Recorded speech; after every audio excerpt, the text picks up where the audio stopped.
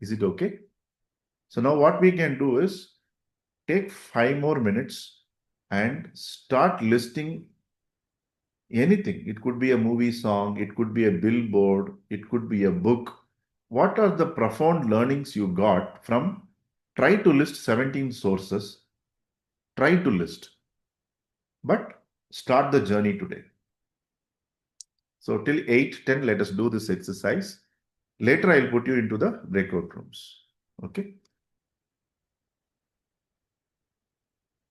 I'm not pausing the recording. In case somebody is seeing it, no, they'll also get this 5 minutes.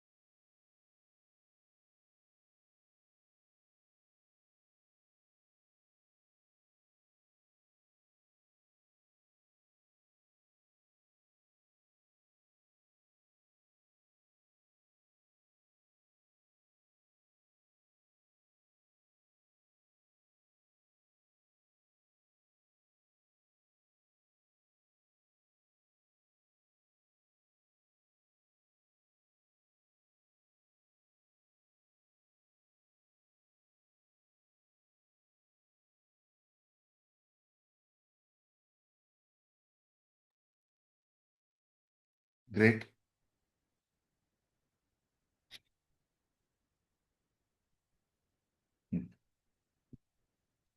So balance, you can keep working on the other 17, and you will have this 24 gurus with you always.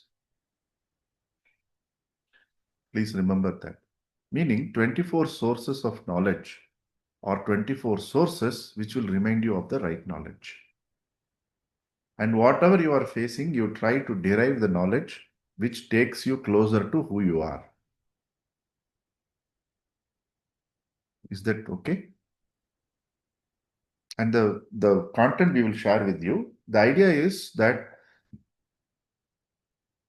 each of us can derive knowledge from wherever we are with whatever is available around us. That is actually open, curious to learn. That's a learner's mindset. It need not come only from reading a book right now. Already you yourself is a walking repository of your own life's experiences and knowledge. Think back. This was same like Hanuman Chalisa. All that he was capable of, all that he has done, came out to remind his own strength. So we have to utilize Guru Purnima as a parva to restart and reconnect with our source, because that is an eternal source. This 24 you can explore to 240 also, you will still find learning sources outside of us. And at this time, I generally remind myself of what is said in Gita is the unfavorable circumstances or the most favorable circumstances for inner growth. I think that is one of Lydia's favorite also. So that circumstance could also be a teacher. It need not be an object. So generally, how we do that is a situation, a person, and a thing. That thing could be a mobile phone. It could be a book. It could be a thing or a situation or a person. I'm just giving you a hint if you're struggling to list 17 more people. But some of you may have 17 human beings also, 17 situations also. So keep expanding this, telling yourself at any time you can tap Dattatreya's knowledge to have access to the 24 gurus and what he learned from them. But from the same source, what he learned from Sun, you are free to learn what you wish to learn, right? That is why ours is an eternal dharma, Sanatana dharma. It is a spiritual path. We will not insist this is the only learning you should have from Sun because it is mentioned. So subtle nuances are there. Okay. So Earth, what did I learn from Earth? What did I learn from water? What did I learn from space? What did I learn from fire? You write your own learnings from Panchabhutas, because this is same for all of us. Our body is made up of these five. And the mind and intellect externally is represented as the moon and sun. In our family, it's represented like mother and father. So this Panchabhutas and the mother and father, that external thing is internally in us. The body is made up of Panchabhutas. Our biological mother and father are the moon and sun. Simple. So these seven are there with all of us. We cannot deny. The other 17, you feel free to have your own list. And even in this seven, the lesson which you wish to derive is unique to you. If you want, you cross reference. There are enough sources, but we will share with you a resource. So go through that process. Is it okay? Any observations? Now, one more last shloka which I wish to share, and then we will open the floor for each of your observations. In tradition, we study about the five entities which are in charge of the functioning of the entire cosmos.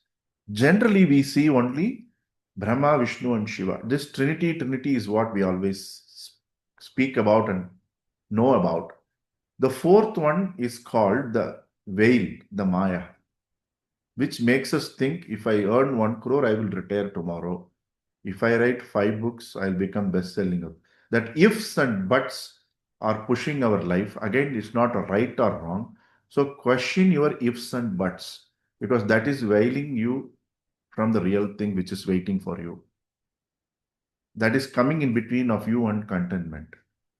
Don't feel bad or good about it. That is the way life is. Then only life will function. The goals, aspirations, and ambitions come there. So, what we are asked to do first is align it as per Dharma. It's okay. You want to become rich, please become rich, but try to align it as per Dharma. So, like that, think of Mother Maya. So, my teacher gave a simple formula. If she is pulling you too much, just surrender. Do a namaskara to her. Finished. You can't fight against Mother Maya. You just surrender. Mother, enough test. I am not able to take this push and pulls of senses. Surrender.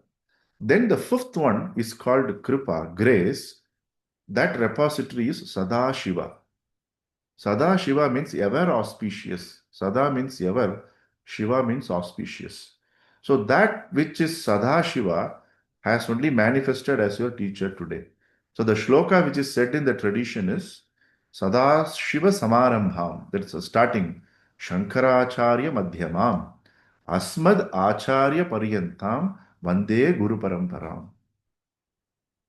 So today, remember all your teachers, right from your kindergarten to your school, consciously who played the role of a teacher. A friend also can play a role of a teacher. That is different. Somebody taught you your ABCD, your poetry, your dance, your yoga, many things. They're all called acharyas. No, they may not be gurus, but a guru sometimes can be an acharya also, rare cases.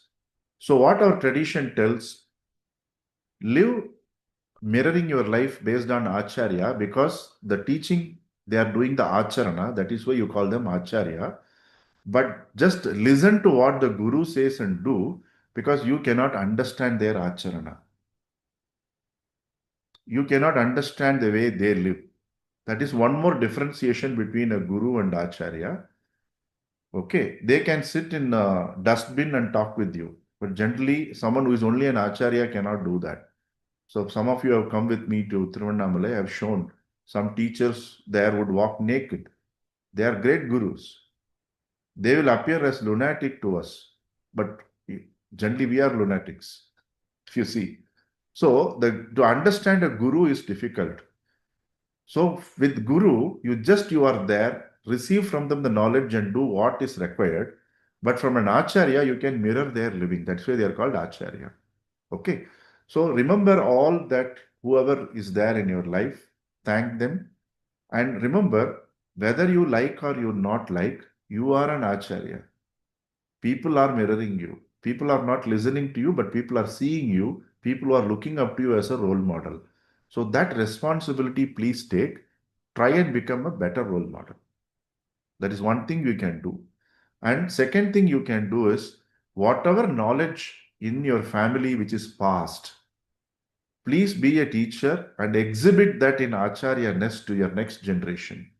That is how you pass that knowledge. Third, when you are studying a particular subject, the moment you get from the teacher that you are now qualified to share, wait till that time and then go and share. Don't be in a hurry to share the next day after you got a certification. Certification is a paper, it is not an embodiment. The practice makes you embody that knowledge which you got in certification. So, in our Yoga Nidra course, we tell our people unless your one resolve comes true in life, please refrain from teaching Yoga Nidra level 4. Level 1, level 2, level 3, scientifically you can teach them. Parasympathetic nervous system, this, that, all that brain. But a desire coming true in life is your personal experience. Then you get qualification to teach Yoga Nidra level 4 and upwards. Are you seeing the difference? So that responsibility also you can undertake. And remember, Guru is not a personality. Guru is the reality with whom we are connected with the help of a personality. Because we are used to outward drishti. Correct? Our drishti is outward. You need a manifested person or something manifested to guide you to the unmanifest. So Guru is basically a tattva, the principle, which is only grace. So what my teacher once said, that it is a divine mother who is running the cosmos, herself comes in the form of a guru or a teacher with whom you can relate. That's only because of grace, not by our effort. By our effort, what we will do, we'll get blocked at the intellectual level.